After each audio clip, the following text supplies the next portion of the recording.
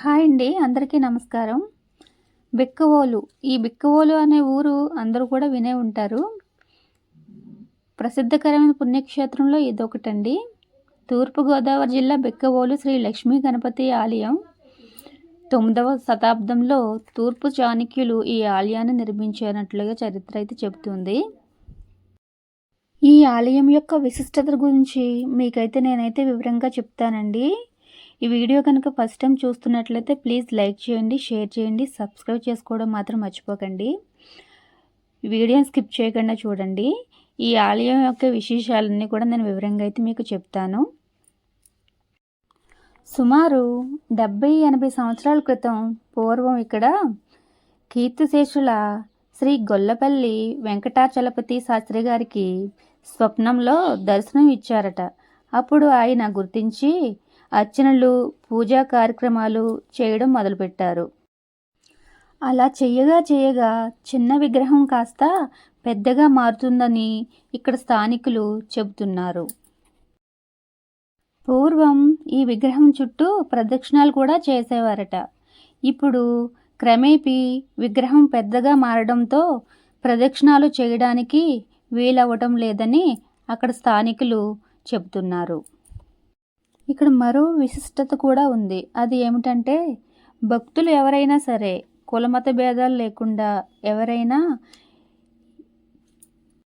నమ్మకంగా భక్తిగా వాళ్ళ కోరికలు చెవిలో చెప్పుకుంటే స్వామివారు ఖచ్చితంగా కోరికలు తీరుస్తారని నమ్మకం.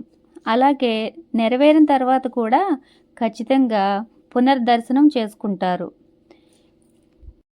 ప్రతి సంవత్సరం వినాయక చవితి నవరాత్రులు కూడా చాలా విశేషంగా జరుపుతారు. ఈ స్వామి ప్రస్తుతం 7 అడుగుల ఎత్తు ఉంటాడు.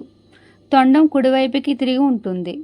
స్వయంభూ అయిన ఈ స్వామి శ్రీ లక్ష్మీ గణపతి లేదా విజయానంద గణపతిగా పూజలు అందుకుంటున్నాడు. ప్రతి సంవత్సరం పెరుగుతున్న ఈ స్వామి ఎడమ కాలు భాగం నుండి కింది భాగం నుండి నీరు వస్తుంది. చెవిలో కోరికలు చెబితే ఆ కోరికలు తీర్చే స్వామిగా ఇక్కడ లక్ష్మీ గణపతి ప్రసిద్ధి. అందుకుగాను ఆ జిల్లా వారే కాకుండా సుదూర ప్రాంతాల నుంచి కూడా భక్తులు శ్రీ లక్ష్మీ గణపతిని కళ్ళారా దర్శించుకొని వాళ్ళ యొక్క కోరికలు శ్రీ లక్ష్మీ గణపతికి చెవిలో మనసారా వినవించుకుంటారు.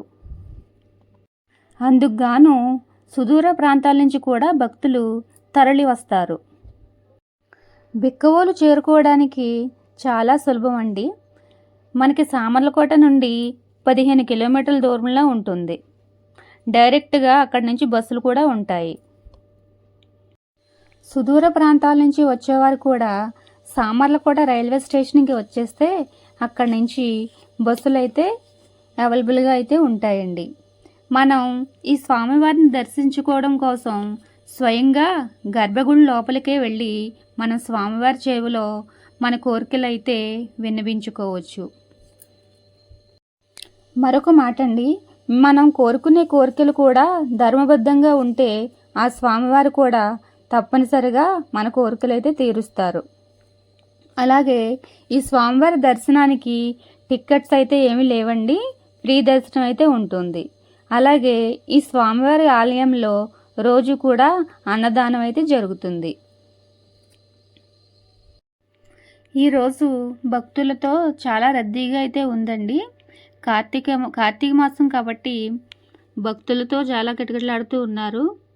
నేనైతే వీడియో తీయడానికి స్వామివారిని కుదరలేదు. ఇలాగా బయట అయితే నేను వీడియో కవర్ చేశాను. స్వామివారిని పూర్తిగా నేను వీడియో తీసి నేను చూపించలేకపోతున్నానండి మీకైతే. మరొకసారి మళ్ళీ వెళ్ళి నేనైతే దర్శిస్తాను, మీకైతే చూపిస్తాను. అలాగే స్వామివారి దర్శనం అయిపోయిన తర్వాత మనం అలా బయటకు వచ్చేస్తుంటే ఎదురుగుండా హోమగుండం అయితే ఉంటుందండి. అక్కడైతే హోమం అయితే జరుపుతారు స్వామివారికి. అలాగే ఇక్కడ ఇటు సైడ్ చూస్తున్నారు కదా, ఇక్కడైతే మనం ఏమైనా విరాళాలు ఏమైనా ఇవ్వాలంటే గుడికి సంబంధించి మనం ఇవైతే ఇక్కడ రాయించుకోవచ్చు. కొంచెం మనం అలాగ బయటకు వచ్చేసిన తర్వాత ఇక్కడైతే షాపులు అయితే ఉన్నాయండి. ఈ షాపులు అయితే ఉన్నాయి. ఇక్కడైతే మనం అయితే ఏమన్నా కావాలితే తీసుకోవచ్చు అండి, పూజా సామాగ్రి అవేను. ఇక్కడ ఎవరైనా అన్నదాతలు ఉంటే కనుక ఇక్కడైతే మనం విరాళాలు అయితే రాయించుకోవచ్చండి.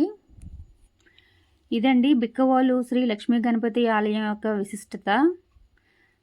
మీరైతే తప్పకుండా దర్శించండి. చాలా మహిమగల దేవుడండి. మీ కోరికలు ఏమన్నా ఉంటే ఆయనతో విన్నవించుకోండి. అది కూడా న్యాయబద్ధంగా ఉంటే కనుక ఆ స్వామి తప్పకుండా మీ కోరికలు అయితే నెరవేరుస్తాడు. ఓకేనండి. నేను ఏదో తెలుసో తెలియకో ఏమన్నా రాంగ్ ఇన్ఫర్మేషన్ అయితే మీకు కనుక ఇస్తే కనుక క్షమించండి. మన ఛానల్ కనుక ఫస్ట్ టైం చూస్తున్నట్లయితే ప్లీజ్ లైక్ చేయండి, షేర్ చేయండి, సబ్స్క్రైబ్ చేసుకోవడం మాత్రం మర్చిపోకండి. మరిన్ని వీడియోస్తో అయితే మీ ముందుకు వచ్చేస్తాను. ఓం గణేశాయ నమః.